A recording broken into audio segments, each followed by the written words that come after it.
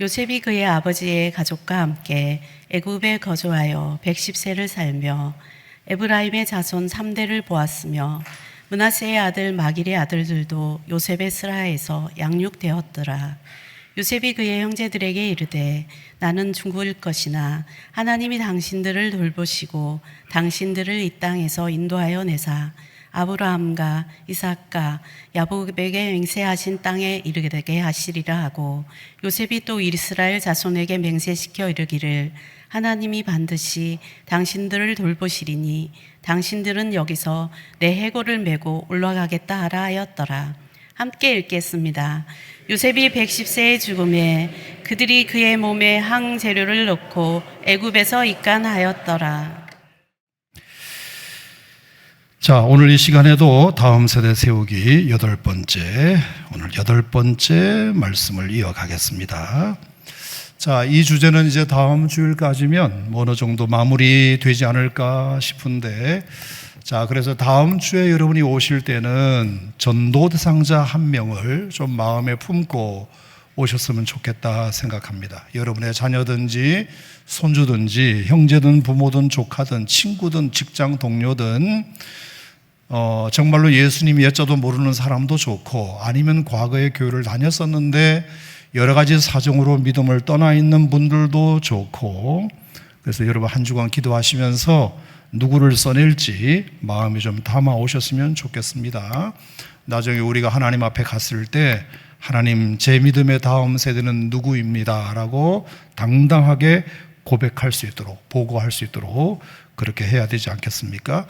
일단 여러분이 이름을 적어내시면 하나님이 그 이름 적힌 것을 하나님이 기억하시고 언젠가 그 이름을 불러주실 때가 오리라 믿습니다. 또 우리 교육자들도 중보하고 또 중보기도템에다가도 명단을 넘겨서 기도해 드릴 테니까 여러분 다시 한번 마음 먹으시고 또 기도하시고, 또 가능한 연말 되기 전에 여러분이 적어내시게 될 그 영혼을 한 번은 교회로 내가 모시고 와야 되겠다, 이런 목표로 삼고 그렇게 해보시면 하나님께서 반드시 여러분의 간절함을 들으시리라 그렇게 생각합니다.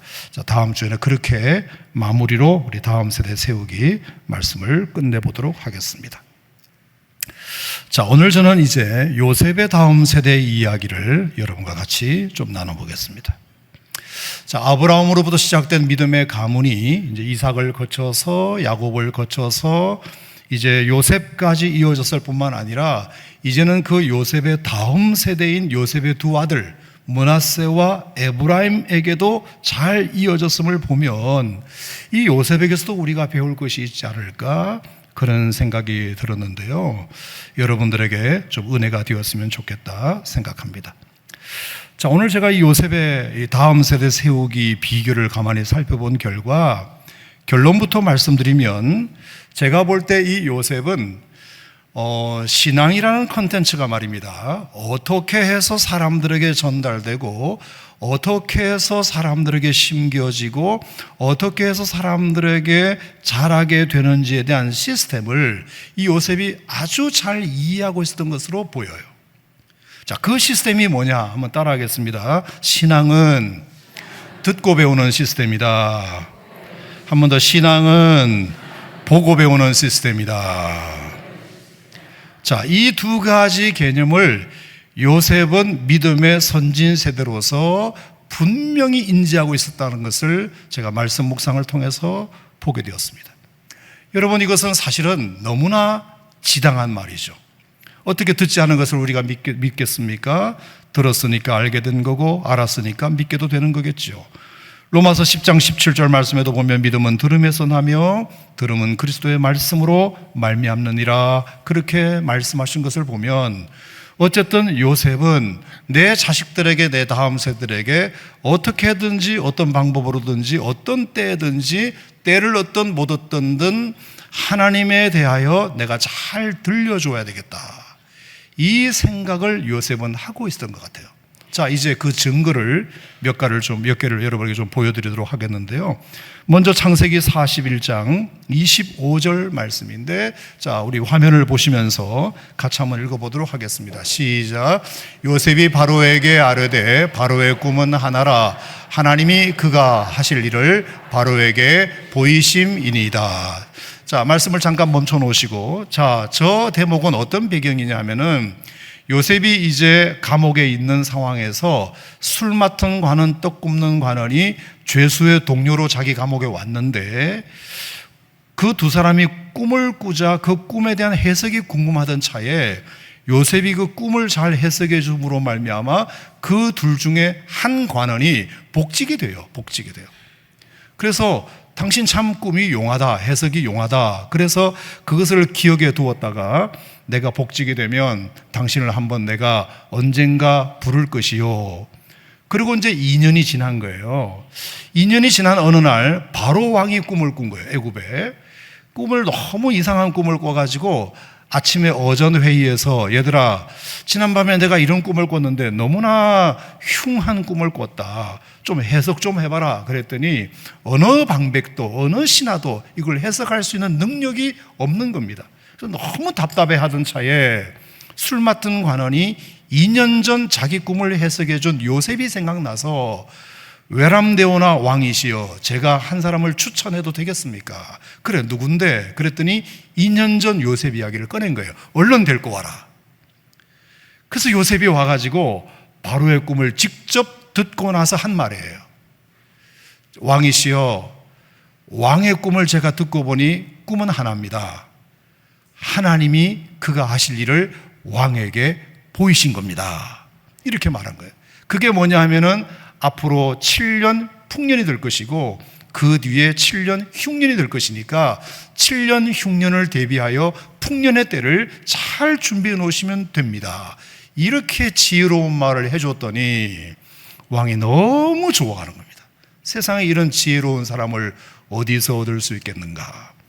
자, 그럴 때 이 요셉이 내가 그것을 해석했다고 말하지 않고 하나님이 저를 통해서 당신이 하실 일을 보여주신 겁니다. 하나님이 보여주신 겁니다. 여러분, 이 고백을 바로가 듣고 신하들이 들었을 때 참 사람 겸손하다는 소리를 들었겠죠. 분명히 저 사람의 지혜로, 저 사람의 지략으로 지혜로 꿈을 해석해 주었을 텐데도 사람이 고백이 더 멋있어요. 그 내용도 내용이지만 하나님이 그 일을 했다라고 이렇게 말하는 것을 보고 주변 사람들을 감동시키셨으리라고 생각합니다. 자, 이런 식이에요. 이런 식의 요셉의 고백이 굉장히 많이 나와요. 자, 그 다음 구절을 한번 보겠습니다. 자, 이것은 요셉이 첫 아들 므낫세를 낳고 한 고백인데요. 자, 같이 한번 읽어보겠습니다. 시작. 요셉이 그의 장남의 이름을 므낫세라 하였으니 하나님이 내게 내 모든 고난과 내 아버지의 온 집 일을 잊어버리게 하셨다 하미요. 요셉이 장가를 가서 첫 아들을 낳았는데 첫 아들의 이름을 뭘로 지을까 생각하다가 므낫세라고 지었어요. 이 므낫세의 뜻은 하나님이 나의 지난 모든 트러블, 모든 고통과 아픔을 너를 통해서 다 잊어버리게 하시기를 원한다. 여러분, 나중에 이 므낫세가 자라가지고 이제 7살, 8살쯤 되면 자기를 자꾸 므낫세라고 부르니까 아빠한테 물었겠지요. 아빠, 왜 내 이름을 므낫세로 지었어요? 그랬을 때 아버지 요셉이 아들 므낫세에게 설명해 줄 거 아닙니까? 얘야, 너 태어나기 전 오래전에 내가 아빠가 17살 때부터 내가 애굽이라는 곳에 팔려간 적이 있어. 너희 큰아버지들이 10명이 있는데 나에게는 형님들이지. 형님들의 미움을 받아가지고 내가 구덩이에 파묻히기도 할 뻔했고 정말로 애굽 상인에게 팔려가지고 10여 년을 그렇게 개고생하면서 너무나 힘들게 살았던 적이 있어. 그게 아빠에게는 큰 상처였거든. 그게 참 마음에 용서가 안 됐는데 너가 이 땅에 태어남으로 말미암아 내가 그 형님들을 이제 용서할 마음을 갖게 되었어. 너는 정말로 이 땅에 정말로 보배롭게 태어난 것 같아. 여러분, 그 얘기를 그 아들이 들었을 때 어떤 마음이 들었을까요? 야, 내가 이 땅에 태어나는 것이 우리 아빠에게는 큰 의미가 되는구나. 용서하지 못했던 형님들에 대해서 내가 태어나로 말미암아 아버지가 그 모든 형님들을, 그 모든 일들을 다 잊어버리게끔 하셨다고 고백한 그 증거가 내가 이 땅에 태어난 것이구나. 그랬을 때 그 므낫세가 얼마나 자기 존재에 대한 가치를 귀하게 여겼겠습니까? 내가 아빠에게 이런 의미가 되다니. 그런 고백을 듣는 거죠. 자, 두 번째 아들 보겠습니다. 자, 다 같이 시작. 차남의 이름을 에브라임이라 하였으니 하나님이 나를 내가 수고한 땅에서 번성하게 하셨다 함이었더라. 자, 두 번째 아들을 낳았는데요, 이름을 에브라임이라고 지었어요. 그 뜻은 내가 수고롭게 일한 땅에서 하나님이 번성하게 해주셨다. 아무리 봐도 이거는 아빠 실력으로, 아빠의 지혜로, 아빠의 기술로, 그리고 아빠의 노력으로 이만큼 번성한 것이 누가 봐도 분명한데, 아빠의 입술 속에서는 내가 한 게 아니고 하나님이 나로 말미암아 이렇게 잘 살게 해주신 거야. 그것이 네가 그것의 증거야. 그랬을 때 그 에브라임이 알아들을 먹을 만한 나이에 그 아버지의 설명을 들었을 때, 야, 우리 아버지 참 대단하신 분이다. 자기 노력으로, 자기 사업의 수완으로, 자기 실력으로 성공한 것이 맞을 텐데, 아니어도 자기가 잘나서 그렇게 됐다고 하는 것이 사람들의 인지상정인데, 우리 아버지는 자기가 잘했다고 하지 않고 하나님이 그렇게 해주셨다고 고백하시는구나. 아멘. 결정적으로는 창세기 45장이에요. 자, 45장 다음 구절을 보겠습니다. 자, 시작. 당신들이 나를 이곳에 팔았다고 해서 근심하지 마소서. 하나님이 생명을 구원하시려고 나를 당신들보다 먼저 보내셨나이다. 그런즉 나를 이리로 보내신 이는 당신들이 아니요 하나님이시라. 하나님이 나를 애굽 온 땅의 통치자로 삼으셨느니라. 아멘. 자, 여기도 하나님이 모든 고백의 주어는 하나님이에요. 자, 이거는 어떤 상황이죠? 여러분 잘 아시는 대로 이제 애굽의 총리가 되어가지고 가나안 땅에 흉년이 들었는데 형들이 양식을 사러 애굽에 온 거예요. 그래서 형하고 이제 애굽하고 요셉하고 딱 조우하게 되었어요. 처음에는 자기 신분을 밝히지 않았어요. 그냥 줄 건 줄고 받을 건 받고, 그리고 베냐민만 빼낼 생각을 가지고 있었지만 하나님께서 이상한 마음을 요셉에게 허락하셔가지고 그냥 요셉이 갑자기 울음을 터뜨리려니 자기의 신상을 형들에게 공개하면서, 형님들 제가 요셉입니다 그러면서 끌어안고 울고 불고 하면서 했던 고백이 저거예요. 형님들, 저를 생각하면 미안한 마음이 많이 드실 거고, 제가 요셉의 총리가 되었다는 사실 때문에 두려움도 있으실 텐데 걱정하지 마세요. 두려워하지 마세요. 근심하지 마세요. 형님들이 나를 파신 것 같지만 사실은 하나님이 나를, 형님들과 가족들을 구원해내시려고 나를 애굽 땅에 먼저 보내셨다고 저는 생각해요. 이 고백을 듣는 형님들의 마음이 어땠을 것 같습니까? 팩트는 판 것이 팩트인데 해석을 하나님이 보내신 거라고 해석을 하니, 세상에 이런 동생이, 이런 착한 동생을 우리가 너무나 그동안 힘들게 했구나, 괴롭혔구나. 이 고백이 얼마나 듣는 형님들에게 감동이 되었을까요? 자, 다음 구절도 볼까요? 창세기 48장 9절 말씀입니다. 시작. 요셉이 그의 아버지에게 이르되 이는 하나님이 여기서 내게 주신 아들들이니이다. 자, 이것은 요셉이 아버지 야곱에게 자기 아들들, 그러니까 손주들이죠, 아들들을 데리고 가서 축복 기도를 받을 때 아들들을 소개하는 장면이에요. 아버지, 손주들 데리고 왔어요. 우리 손주들에게 축복 기도 주세요. 이 아들은 말입니다, 하나님이 내게 주신 아들들입니다. 내가 낳은 아들이 아니라 하나님이 주신 아들입니다. 이렇게 고백했을 때 축복 기도를 받으는 두 아들이 어떤 마음이 들었을까요? 우리는 하나님이 이 땅에 태어나게 하신 존재들이구나. 그리고 하나는 므낫세, 하나는 에브라임으로 이 땅에 정말 우리 아버지에게 의미 있는 존재로, 가치 있는 존재로 이 땅에 태어난 존재로구나. 그 아버지가 들려준 그 말이 얼마나 그 아이들이 들었을 때 감동이 되었을까. 제가 그 소리입니다. 마지막 창세기 50장 24절 25절. 자, 오늘 본문이죠. 자, 시작.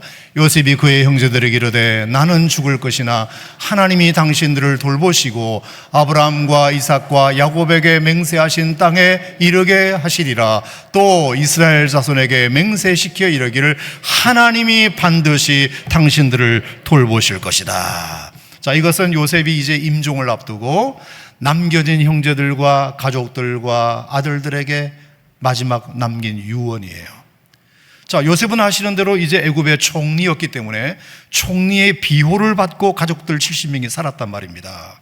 그런데 그 비호할 수 있는 총리가 이제 죽어버리면 우리는 이제 누가 돌보지? 하는 걱정이 생길 거 아니겠어요? 그 염려를 다 알고 요셉이 이렇게 말하는 겁니다. 나는 죽을 것이나 하나님이 이제 당신들을 돌보실 겁니다. 이 고백을 들었을 때 얼마나 그 남겨진 형제들과 가족들과 자식들은 마음의 안정감을 찾았겠습니까? 그래, 하나님이 우리를 돌보시지, 우리 아버지가 돌보시는 것이 아니라, 저 권력자가 돌보시는 것이 아니라 하나님이 우리를 돌보시지. 아멘.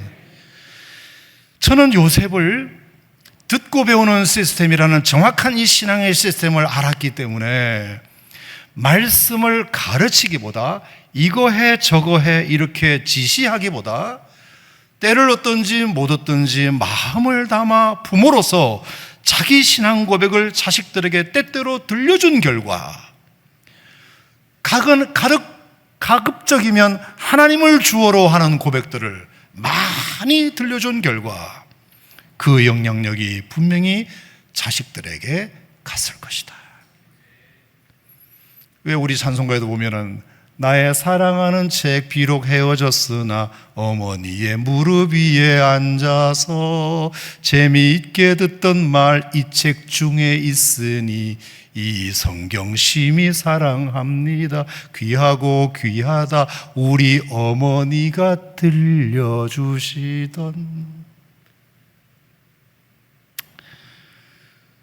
그러니 사랑하는 여러분, 저는 여러분의 다음 세대에도 여러분이 가지신 믿음이 이어지기를 원한다면 여러분의 고백을, 여러분의 간증을 자주 들려주시기를 바랍니다.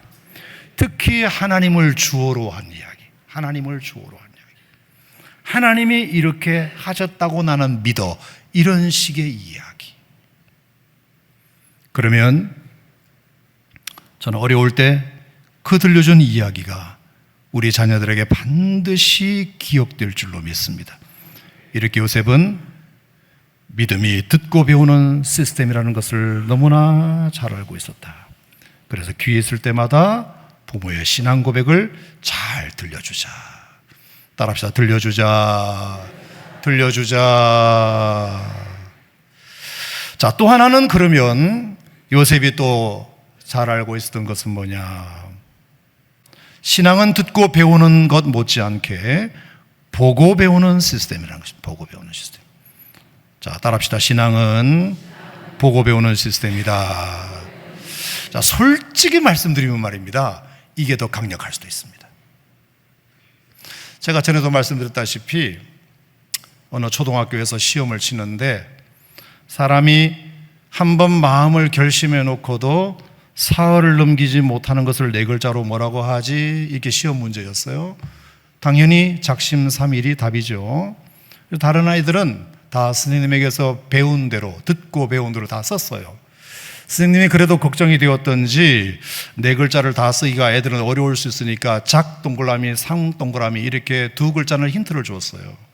그랬더니 대부분 다 작심삼일이라고 잘 썼는데 한 아이만 유독 작은 삼촌 이렇게 이제 쓴 거예요. 여러분, 자기 작은 삼촌이 실제로 그러니까 그 옆에서 봤으니까 우리 삼촌은 맨날 뭘 결심을 했는데 사흘을 못 넘겨. 그게 늘 머릿속에 박혀있기 때문에 선생님에게서 듣고 배운 것보다 작은 삼촌을 보고 배운 게 강력하니까 세상의 답도 그렇게 썼다네. 또 다른 문제 중에 사람이 모두 조용해야 할 시간이나 장소에서 너무 큰 소리로 떠드는 것을 네 글자로 뭐라 그러냐? 고성방가잖아. 고성방가. 이것도 못 맞출까 싶어가지고 선생님이 또 뒤에 가짜를 써줬어요. 가짜. 그럼 고성방 이렇게만 쓰면 되는 거죠. 대부분이 다 맞췄는데 아까 걔가 또 한 번 일을 저질렀어요. 아빠인가? 이렇게 썼어요. 아빠인가? 선생님한테서 아무리 듣고 배워도 실제로 보고 배운 아빠의 모습 앞에서는 배운 게 다 무너지는 거니까. 듣고 배운 것은 보고 배운 것 앞에서 무너져요. 그래서 monkey see, monkey do 이런 말이 있잖아요. 원숭이는 보고 배운다. 애들도 사람도 본대로 따라하게 되어 있다. 아무리 아빠가 텔레비만 보고 있는 애들한테 얼른 텔레비 끄고 방에 들어가서 공부 안 해? 그렇게 말을 했으면 부모도 같이 텔레비를 끄고 거실에 앉아서 책을 보든지 해야 되는데 애들 들여다보놓고 자기는 텔레비 보고 있으면 그 애들은 들어가서 다시 유튜브 보기 시작한다. 아무리 부모가 착하게 살려고 부모가 말을 해도 부모에게서 착함이 보이지 않으면 애들은 인생이라는 것은 꼭 말한 대로만 사는 게 아니구나. 말과 행동이 달라도 되는구나를 배우게 되겠지요. 말과 행동에 괴리가 없어야 신뢰가 생기는데 말과 행동의 괴리가 커지면 영향력은 감소되는 것이니까요. 사실 제가 이렇게 말을 해도 저도 뭐 말할 자격은 없는 게 제가 설교를 준비하면서 하나 생각이 났는데요. 제가 가끔 말씀드렸다시피 저는 금촌, 경기도 파주에 있는 금촌이라는 곳에서 목사 안수 받기 전에 3년을 전도사 사역을 했어요. 나름 잘했나 봐요. 그래서 애들도 많이 부흥도 되고 3년 제가 섬기는 동안 40명밖에 안 되는 중고등부 아이들 중에서 6명이 신학대학을 저 따라왔어요. 6명. 대단한 거예요. 여러분 안 놀라시지만 대단한 거예요. 왜냐하면 그것은 전도사가 사역하는 것이 멋있어 보이고 좋아 보여야 신학대학을 가는 거잖아요. 그러니까 너무 감사했죠. 세상에 그 조그만 교회에서 6명씩이나 3년 동안 한 해에 2명씩 꼴이죠. 신학대학을 갔으니 이건 대단한 거거든요. 몇 년 후에 그 회장 출신이었던 한 친구가 전도사가 돼가지고 그 출신 교회 전도사가 되었어요. 목사님 우리 수련하는데 이번에 강사로 좀 와주세요. 그래 가지. 그래서 갔더니 깜짝 놀란 게 뭐냐, 제가 몇 년 전에 걔들하고 수련회 할 때 했던 거랑 너무 똑같이 수련을 하고 있는 거예요. 오전 프로그램, 오후 프로그램, 저녁 프로그램이 거의 비슷해요. 거의 비슷해요. 제가 물었죠. 아니 어떻게 유연아, 네가 학생 때 내가 했던 프로그램이랑 거의 똑같냐? 그랬더니 이 친구 하는 말이, 목사님 저희가 보고 배운 게 그거잖아요. 너무 고마웠어요. 내가 몇 년 전에 얘들 중고등부 시절에 했던 내용을 얘가 전도사가 되어서 또 그대로 하더라. 그대로. 참 내가 좋은 영향을 미쳤구나, 그렇게 생각을 했어요. 그게 중요한 게 아니고요, 그 다음이 중요해요. 그러면서 이 친구가 그때의 또 다른 추억 하나를 얘기하는데 얼마나 그 얘기에 제가 얼굴이 화끈거렸는지를 몰라요. 목사님 저희가 저 문산에서, 저 파주 위에 보면 문산이라고 있어요.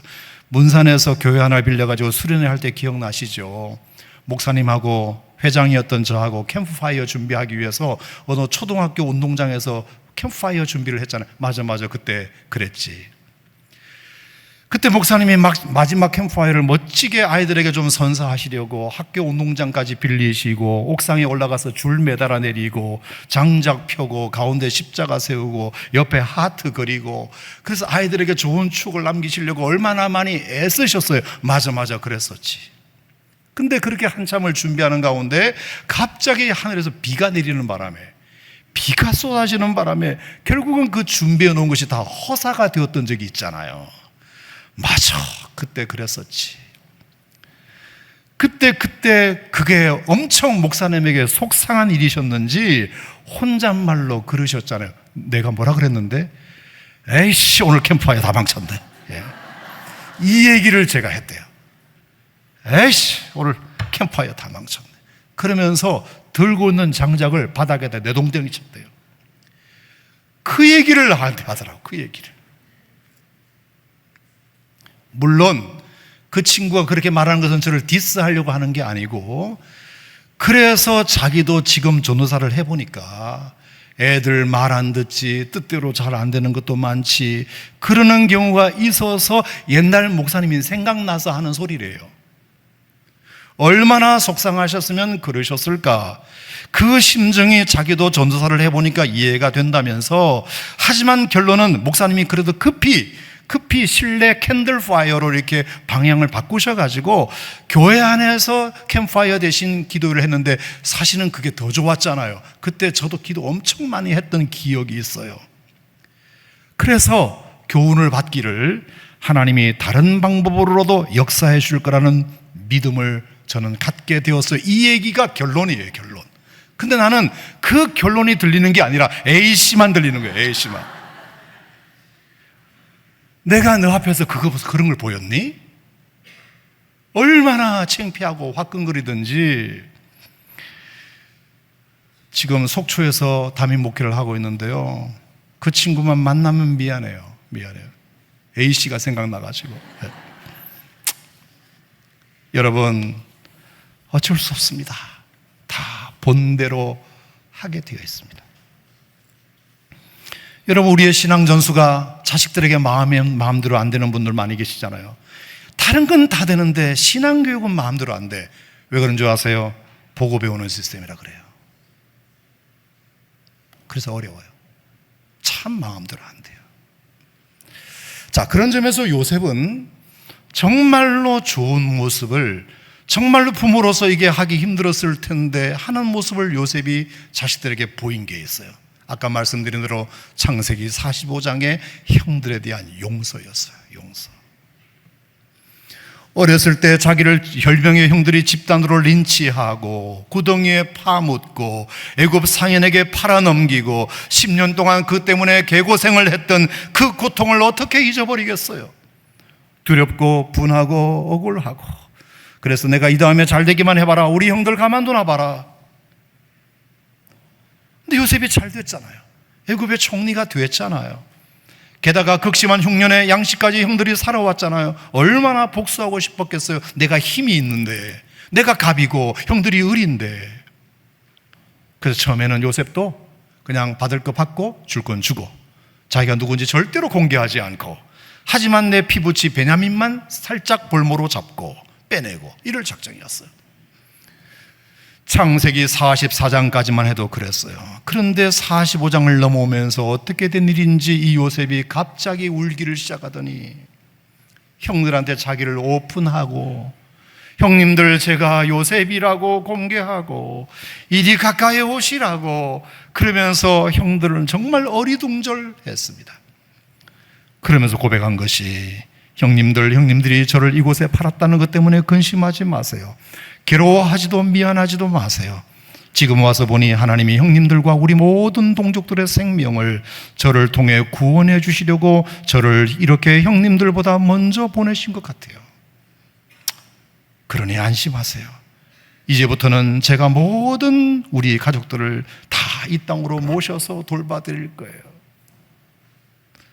그러니 그 어려운 아버지 요셉의 용서를 눈으로 본 므낫세와 에브라임은 어떤 마음이 들었을까요?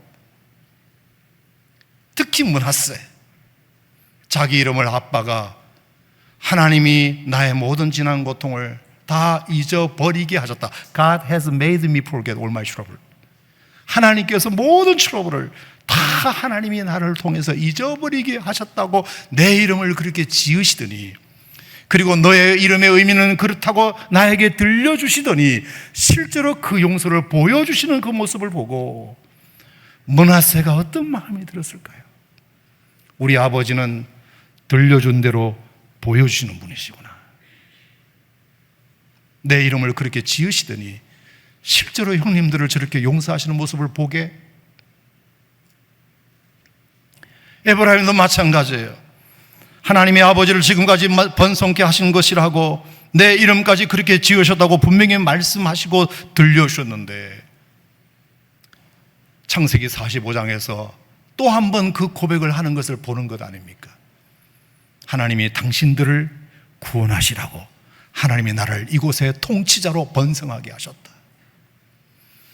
나 잘되라고 나 하나 배불려 먹고 살라고 하나님이 이 땅의 통치자가 되게 하신 것이 아니라 당신들을 구원하라고 나를 이렇게 오늘 통치자가 되게 하셨다. 에브라임이 그 얘기를 들었을 때 어떤 마음이었을까요?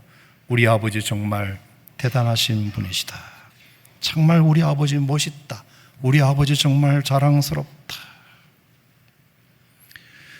여러분, 예수님 십자가에 못 박혀 돌아가실 때를 생각해 보세요. 그전에는 그렇게 예수님이 외쳐도 안 듣던 사람들이 십자가 지는 모습을 보고는 몇 명이 용기를 내어 죽기로 돌아온 사람이 있죠. 자, 예컨대 니고데모 같은 사람. 그는 율법사로서 한때 요한복음 3장에서 예수님을 밤에 영생에 대하여 독화하기 위하여 찾아왔던 사람 중에 한 사람이에요. 그래서 예수님께서 신구약 성경을 통틀어서 가장 핵심 구절이 요한복음 3장 16절을 그 니고데모에게 저자직강까지 해준 경험이 있어요. 하지만 니고데모는 그날 아멘도 안 하고 돌아가 버렸어요. 근데 3년 만에 다시 나타났어요. 예수님이 십자가에 달려 돌아가실 때 어디서 소문을 들었나 봐. 나한테 영생을 가르치신 그 예수가 마지막 죽음을 어떻게 맞이하는 것을 보자 하고 왔을 수도 있어요. 예수님께서 처참하게 십자가에 달려가시고 소위 가상실언이라는 것을 합니다. 예수님의 십자가상의 7마디 말씀이죠. 그 중에 첫 번째 말씀에 사람들 마음이 다 녹아버려요. 여러분, 순서상으로 예수님의 가상실현의 첫 번째 말씀이 뭐냐면은 따라합시다. 주여 저들의 죄를 사하여 주시옵소서. 주여 저들의 죄를 사하여 주시옵소서. 저희들이 하는 것을 알지 못해서 그렇습니다. 아니 어떻게 사람이 아무리 잘못을 했어도 막상 사형장에 들어가면 억울한 부분도 있을 텐데 저 예수님은 아무 잘못도 없을 텐데 억울한 것도 없나? 채찍에 맞고 침뱉음을 당하고 조롱을 그렇게 당하면서도 오히려 저들의 죄를 용서해달라고? 세상에 어떻게 이런 기도를 할 수 있지? 니고데모가 그걸 보고 마음이 녹아요.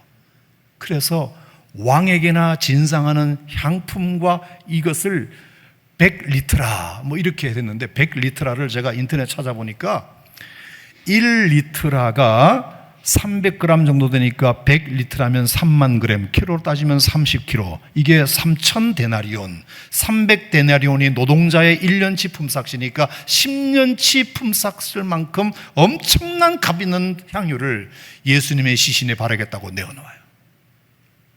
그뿐만입니까? 아리마대 요셉 같은 사람은 예수님의 제자였지만 유대인이 두려워서 자기 믿음을 숨겨왔던 사람인데 그 예수님의 마지막 모습을 보고는 당장 빌라도에게 달려가가지고 그 예수 시신을 좀 달라. 내가 죽으면 들어갈 내 묘지에, 사둔 묘지에 예수님을 모시고 싶다. 그래서 아리마대 요셉의 무덤에 예수님이 들어가게 되신 거고요. 결정적으로 예수님 곁에 달렸던 한 행악자, 강도죠, 강도. 예수님이 그 모습을, 그 이야기를 하는 것을 듣고 가상실현 두 번째가 뭐냐? 이 한강도의 말이에요. 예수여, 당신의 나라에 임할 때에 나를 기억해 주세요. 당신이 가는 그 나라에 나도 가고 싶어요. 사랑하는 성도 여러분, 저는 예수님께서 공생의 사역에서 그렇게 숱한 이야기를 들려주실 때 믿지 않았던 사람들도 예수님께서 십자가에 달려 돌아가시는 그 모습을 본 사람들, 그리고 거기서 무슨 기도를 하는지를 본 사람들이 결국에 그 얼었던 마음들이 다 녹아져서 안 믿을 것 같은 사람들이 믿게 되는 은혜들도 있더라. 그 얘기.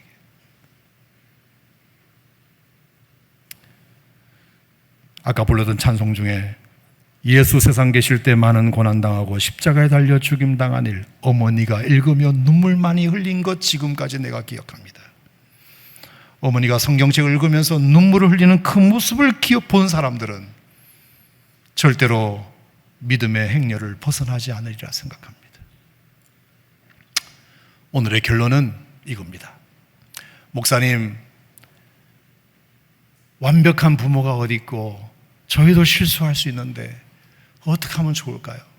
물론 어느 부모가 자식 앞에서 완벽할 수 있겠습니까? 여전히 실수하고 넘어집니다만 그래도 그래도 애쓰는 모습이라도 보일 때, 돌이키려고 노력하는 모습이라도 보일 때, 어떻게 갈등은 해결하는지, 어떻게 고난은 이겨내는지, 어떻게 유혹은 이기는지, 어떻게 사람은 용서하는지, 어떻게 넘어졌을 때 다시 일어서는지, 어떻게 작은 것이라도 나누고 베풀려 하는지, 어떻게 편법 부리지 않고 정직하게 사는지, 어떻게 믿음으로 살려고 애쓰는지를 보일 때 그 삶은 자식에게 멋있어 보일 것이고, 나도 그렇게 살아야지 결심하게 될 것이고,